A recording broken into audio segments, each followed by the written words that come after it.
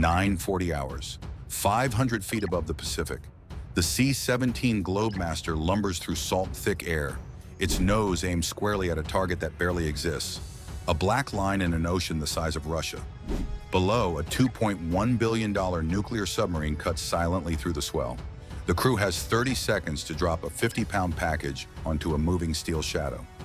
Missed by 50 meters and 3 years of planning vanish into the sea. Hit too cleanly, and someone's explaining to Congress why we just bombed our own sub. The margin for error? Zero. The aircraft groans under stress. The ocean doesn't care.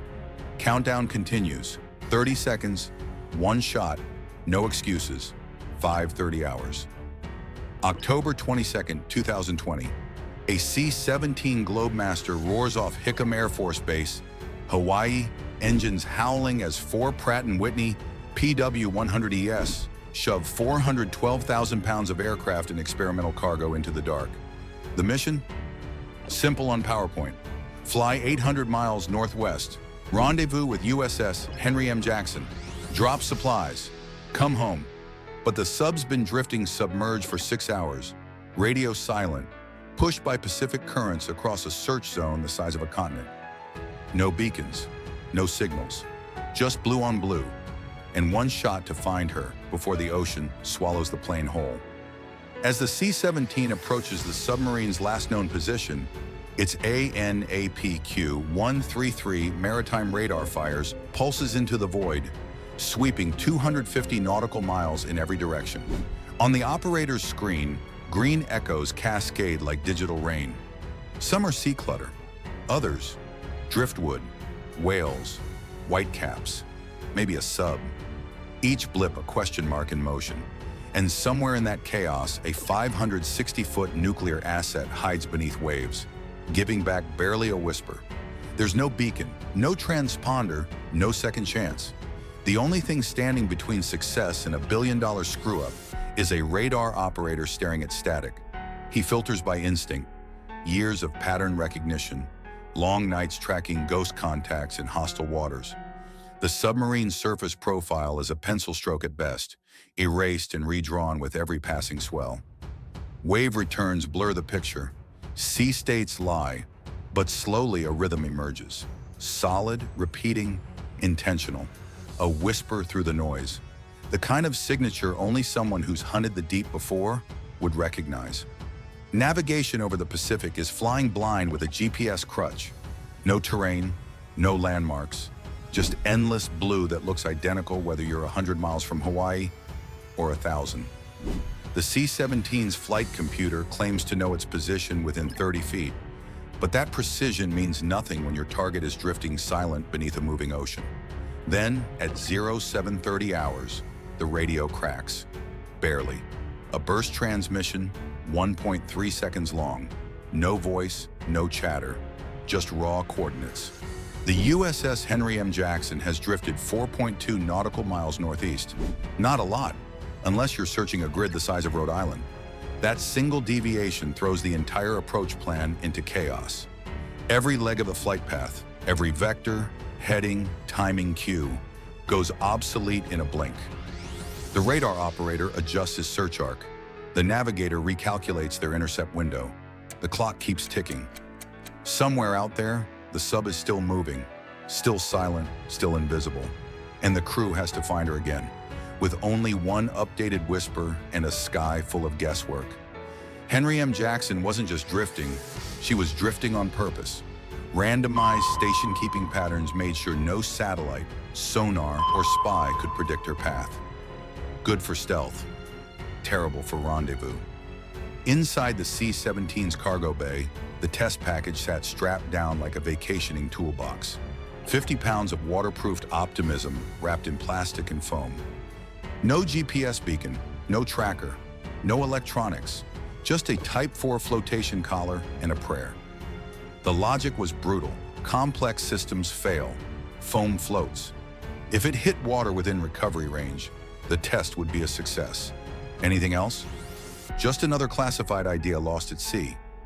At 0915 hours, a flicker appears on radar, weak, inconsistent, nearly lost in sea clutter.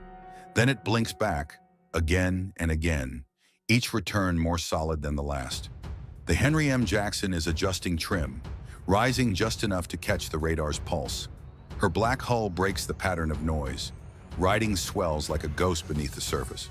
The C-17 banks hard, throttles easing back, engines groaning as the crew commits to the intercept. They've found the needle, now they have to thread it. Below, 560 feet of strategic steel surges through the Pacific like a submerged blade. A target barely wider than a two-lane road, still in motion. Every variable, altitude, heading, speed, must align like clockwork. There's no room for drift, no time for guesswork. The ocean isn't waiting, and neither is the sub. This isn't a drill. This is the moment where 3 years of planning either makes history or headlines. One radar contact, one shot, one insane idea that suddenly, at 0925 hours, the C-17 begins its descent toward 500 feet, where physics turns hostile. The aircraft groans as its 4 turbofans fight to hold a line barely above the Pacific, each wave flashing by in bursts of sun glare and whitewater. At this altitude, the Globemaster stops flying like a jet and starts wallowing like a 412,000-pound aluminum whale with balance issues. Control inputs feel delayed, sluggish, like steering a dump truck through a storm. Below, the Henry M. Jackson emerges, 560 feet of matte black steel slicing through swell, presenting a target the size of a 2-lane highway. Moving, unstable, irreplaceable. Every bump of turbulence is a potential failure. Every wave an enemy. Drop too early, missed by hundreds of meters.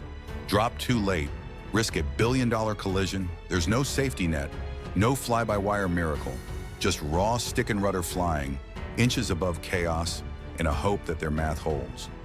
Precision at 500 feet? It's like playing darts in an earthquake. Ground effect turns the final approach into a wrestling match with physics. As the C-17 skims 500 feet above the Pacific, compressed air trapped beneath its wings creates unpredictable pockets of lift. 1 second the aircraft descends cleanly, next it balloons upward like a trampoline just snapped into place beneath it. Control surfaces lag, altitude jumps. The pilot fights every foot to stay on target. Below, the Henry M. Jackson is no better off.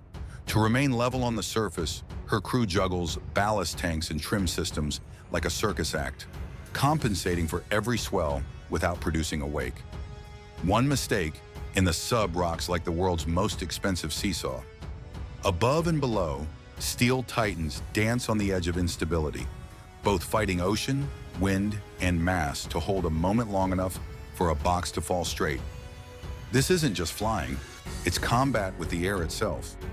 Then there's the RIB, rigid hull inflatable boat, bouncing through swells like a rubber bullet on water. 4 sailors aboard, soaked to the bone, gripping throttles and radios with the kind of focus usually reserved for fighter pilots. Their job? Stay 200 meters off the submarine's starboard beam, close enough for recovery, far enough to not get obliterated if the drop goes sideways. The ocean doesn't care. It throws waves like punches, shoving the RIB toward both steel giants. Every position update shouted over radio is a battle against motion, noise, and nausea. Above them, the C-17 rumbles like a freight train strapped to wings. The pilot's world narrows to one number, 120 knots. Not 121, not 119, exactly 120 nautical miles per hour. Go faster and the package overshoots. Go slower and stall warnings blare, because nothing says catastrophic like stalling a 412,000-pound aircraft over open ocean. The aircraft fights it. The weather fights it. Even the fly-by-wire system begs for altitude, but the crew holds it steady. This is no longer a supply run. It's a live-fire video game, except failure costs millions and there's no reset button. The submarine slides beneath them. Once, a practice run, no package, just timing, positioning, and 100 unspoken questions. The Henry M. Jackson cuts through the Pacific like a ghost, steady on heading 285, speed holding at 6 knots. The C-17 passes overhead, 500 feet up, wings flexing in the salt-laced turbulence. From the crew door, the Loadmaster peers through a narrow window, watching nearly 19,000 tons of submarine pass just below. It's surreal. Steel gliding through waves, black hull gleaming like oil in the morning sun. This is the only chance they'll get to verify alignment before the real drop. There's no backup plan, no second pass with a dummy. Next run is go time. Inside, the Loadmaster mentally rehearses the impossible. Calculate trajectory, wind drift, aircraft velocity, descent time, all without a computer. No laser rangefinders, no precision-guided hardware. Just a 50-pound box, eyeballs, and muscle memory from 1,000 previous drops, none of which involve threading a package onto a moving submarine. It's math at 500 feet. It's physics with no forgiveness. He estimates the drop. From 500 feet, the box will fall in roughly 5.57 seconds. In that time, the submarine will travel about 15 meters forward. The aircraft's own forward momentum will carry the package more than 340 meters ahead. Add wind drift, maybe 20 meters east, and the final release point becomes a moving puzzle with no margin for error. A second too early or too late, and the package misses by football fields. No system in the aircraft is helping him. The C-17 wasn't built for this. It was built to land tanks on dirt runways, not airmail experimental supplies onto billion-dollar submarines. The stakes are unspoken but understood. If he drops early and misses, the ocean swallows the package. Test failed. 3 years of planning ends in silence. If he drops late, the package hits steel. That steel belongs to one of the most powerful nuclear submarines ever built. One that carries Trident II missiles and an entire leg of America's nuclear deterrent. That's not a test failure. That's an international incident. That's explaining to admirals, to Congress, maybe even the president, how a 50-pound box turned into a strategic embarrassment. Everyone knows it. No one says it. The flight engineer watches instruments. The pilot fights ground effect and turbulence. The navigator calls out micro adjustments. The Loadmaster waits by the door, hand on the release, mind running through every variable he can't control. The RIB bounces nearby, holding recovery position. The submarine holds her heading, tanks trimmed perfectly to stay level in a dynamic sea. The aircraft banks again, coming around for the final approach. The dry run confirmed the heading. The clock's ticking. Everything that happens next, every twitch of the ailerons, every gust of crosswind, every muscle movement from the Loadmaster is real. There's no let's try that again. It's either a clean drop or a complete disaster. And through it all, the ocean just rolls, blue and indifferent, waiting to erase whatever they get wrong. This isn't combat, but it feels like it. The precision, the tension, the consequences. There are no weapons on board, but the wrong calculation could hit harder than a missile. That's the insanity of innovation. If it works, it rewrites how submarines stay hidden, how they're supplied, how long they can remain on station. If it failed, well, best case scenario, you've just wasted a week in a jet full of fuel. Worst case, you've dented a $2.1 billion asset and possibly delayed deterrence patrols across the Pacific. No pressure, just history or headlines. 9:40 hours, final approach. The C-17 locks onto a heading of 285 degrees to match the submarine below. Both platforms moving in parallel, one through air, one through sea. The Henry M Jackson holds steady at 6 knots. The RIB sits 200 meters off the starboard beam, engines humming, ready to pounce. Inside the aircraft, the Loadmaster grips the release handle, eyes locked on the narrow window. The target zone is a moving square the size of a basketball court, somewhere beneath a rolling ocean and an uncooperative aircraft. Altitude, 500 feet. Drop time, 5.57 seconds. Wind drift, 20 meters east. Aircraft forward momentum, 344 meters. The math is brutal. One misstep and the package either vanishes into the blue or slams into steel. The release comes fast. 3, 2, 1, and the 50-pound package drops like a rock, tumbling, falling, carving its own uncertain path through air and crosswind. Splash. The container hits water 150 meters ahead and starboard of the sub. Not perfect, but close enough. The flotation collar activates. The package bobs to the surface. The RIB surges forward, sailors moving like clockwork. Target acquired, mission alive. This wasn't just a logistics test. It was a glimpse into the future of undersea warfare. If submarines can resupply mid-patrol without surfacing near ports, they stay hidden longer, strike deeper, and vanish faster. The most survivable leg of America's nuclear triad just became harder to track, tougher to predict, and nearly impossible to interrupt.